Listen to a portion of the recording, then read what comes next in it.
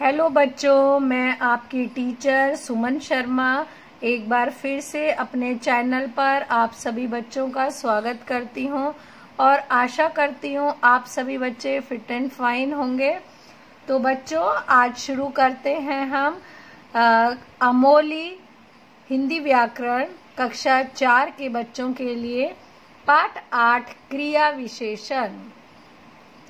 पाठ समझाने से पहले एक बार हम कहना चाहेंगे कि जो बच्चे पहली बार इस चैनल के साथ जुड़े हैं, प्लीज वो जल्दी से लाइक करें, शेयर करें और सब्सक्राइब करें, जिससे हम आपके सामने नई नई कहानियां, नाटक, निबंध, व्याकरण संबंधी चीजें आपके पास तुरंत पहुंच सकें। तो बच्चों, पाठ शुरू करते हैं। पाठ 8 क्रिया विशेषण।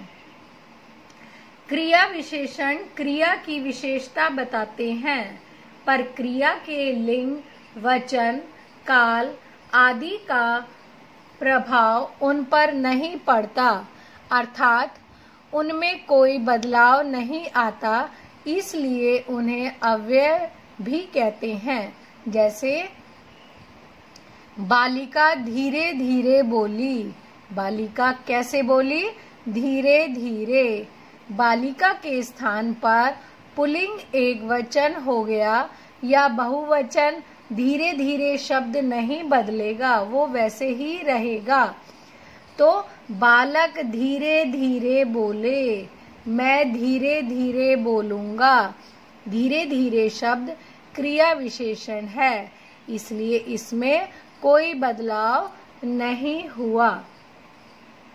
ऐसे ही बच्चों, क्रिया कब, कैसे, कितनी और कहाँ हुई, इन प्रश्नों के आधार पर हम क्रिया की विशेषता जान सकते हैं। क्रिया कब हुई, इसके लिए हम प्रयोग कर सकते हैं प्रातः, साय, अभी, अब, जब आदि। यानी प्रातः काल का समय है, शाम का समय है, इससे हमें ये पता चलेगा कि क्रिया कब हुई है। अगला, क्रिया कैसे हुई, इसका पता चलेगा धीरे धीरे, जल्दी, अचानक, ध्यानपूर्वक, शीघ्र, प्राय, अक्सर आदि। यानी जिससे हमें क्रिया का पता चलेगा कि क्रिया कैसे हो रही है, जैसे धीरे धीरे, जल्दी, अचानक, ध्यानपूर्वक, शीघ्र, प्राय, अक्सर आदि। क्रिया कितनी हुई, इसके लिए हम प्रयोग कर सकते हैं थोड़ा, बहुत अधिक, लगभग, कुछ आदि। ये कुछ शब्द ऐसे हैं जिनसे हम क्रिया के कब, कैसे, कितनी और कहाँ हुई, इन प्रश्नों के आधार पर हम क्रिया की विशेषता बता सकते हैं। अगला पॉइंट है क्रिया कहाँ हुई। इसके लिए हम प्रयोग कर सकते हैं अंदर, बाहर, भीतर, ऊपर, नीचे, आगे, पीछे, यहाँ, वहाँ आदि। कुछ अन्य उदाहरण देखिए। आप कहाँ बैठिए, आप यहाँ बैठिए। तो कहाँ बैठने को कहा है? यहाँ। मैं प्रातः सैर करने जाता हूँ। कब जाता हूँ? उत्तर आया प्रातः। वह बहुत पढ़ता है। कितना पढ़ता है? बहुत। अचानक वर्षा होने लगी। कैसे होने लगी? अचानक।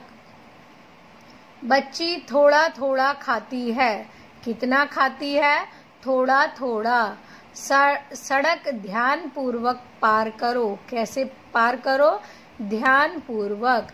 उदाहरण के इन वाक्यों की क्रियाओं में कब, कैसे, कितनी, कहाँ लगाकर प्रश्न कर कर क्रिया विशेषण का पता लगाया जा सकता है। यानी इन शब्दों का हम इस्तेमाल करेंगे और प्रश्न बनाएंगे तो हमें जवाब जो मिलेगा वो क्रिया विशेषण का मिलेगा। एक बार फिर से करते हैं। क्रिया की विशेषता बताने वाले शब्द क्रिया विशेषण कहलाते हैं।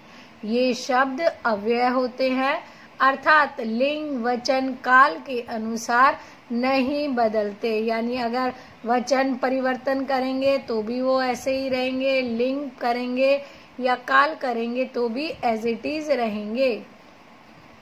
क्रिया विशेषण बताते हैं क्रिया कब, कैसे, कितनी तथा कहाँ हुई।